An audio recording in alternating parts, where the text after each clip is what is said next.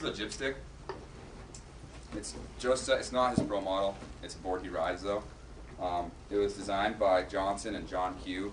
Johnny Q's a designer who designs a lot of other boards you guys carry. He's a behind-the-scenes guy. He's like a surf shaper really. He's not a mathematician designer. He's not running huge Excel programs. He does use a lot of formulas and stuff, but he likes to design a concept in his head and draw it out and make a mold and see what happens. And that's pretty much what this was. A lot of other rocker boards like Libs have 8 or 9 or 7 millimeters of rocker. Ours has 6, so it's a little bit less rocker than a lot of the rocker brands. It's almost flat. Really low nose and tail. You can see really low swing weight. We designed this, got a sample in at SIA, handed it to Joe, and he was off to Japan the next day and rode it for the first time and loved it. It just worked out great. It was kind of luck, I think. A lot of times, I mean, it's like a surfboard. You shape it, you don't know how it's going to come out, and someone surfs it and they hate it or they love it, and he loved it.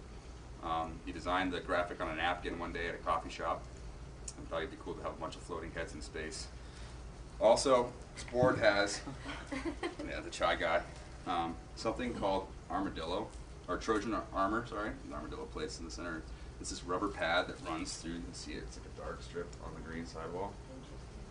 I'm going to check it out in a bit, but it's a strip that basically runs from here to here, and the idea is when you land on a rail, it absorbs the energy a little bit to keep you from shocking off the rail. And if you've ever ridden a really stiff board on a rail, you hit it, you go, wong, this one kind of bends around and wraps onto it and kind of locks you in. That is one feature. It's got 1, 2, 3, 4, 5, 6. You have as many stamps options as you can get. It's not a slider system. You don't have infinite, but you're going to get what you want if you position your bindings right. It's a 48, but it's really wide, so you can get up to a size 10 foot on this. I could ride it if I wanted to, but I ride the 53.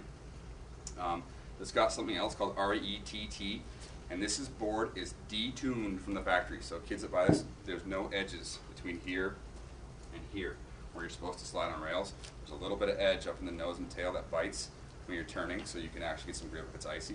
But this board is detuned for boxes and rails. The kid that buys this, make sure they know this board isn't going to be carbon Euro carve style with a positive stance, banging gates. You're going to slide out. It's meant for the kid that rides like a 24-inch, probably ducked out stance, looking to definitely jump on boxes, rails, hit street rails. And the idea is these guys are traveling so much and filming, they got sick of spending a half hour detuning their boards, so we decided we'd just do it for them. And kids love it. They're buying it. So, and this is the best selling board in the line this year. It's also got the armadillo plate, which is the diamond-shaped insert of fiberglass extra reinforcement so you don't rip out a binding. And with the T, it's a true twin board. So this is your straight-up Jib board. And I think at $429 it comes in a little cheaper than some of the other rocker boards out there. But I think a lot of the guys buy some of the other rocker ones because they're more of a free-ridey or like a woods board. And this, I think it was the box scratcher. Is that the Live Tech one? It's like kind of a Jib-friendly one. It's kind of similar to that idea, I guess. But yeah, it's the rocker that the kids want right now, and they're really hyped on it. And if you want to see what it does, check out Child Support, or not Child Support, but the download video, or the people in Joe Sex's part in that. You can see it. He nose presses this thing pretty severely in the first shot. So, of course, not even crack. And it's tuned with 1 ball J from the factory.